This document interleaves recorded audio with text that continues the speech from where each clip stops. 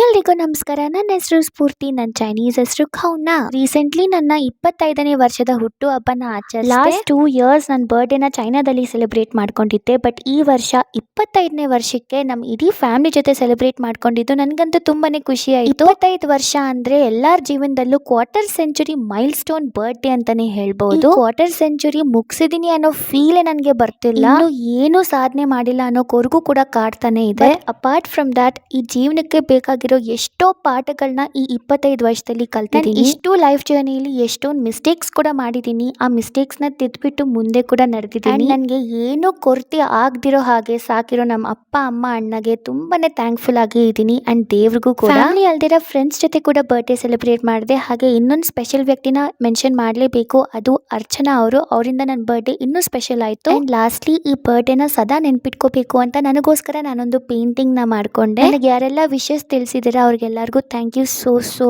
Much. ಈ video ಇಲ್ಲಿಗೆ ಮುಗೀತು. ಮತ್ತೆ ಇನ್ನೊಂದು ವಿಡಿಯೋ ಸಿಗೋಣ. ಓಕೆ, ಬಾಯ್ ಬಾಯ್.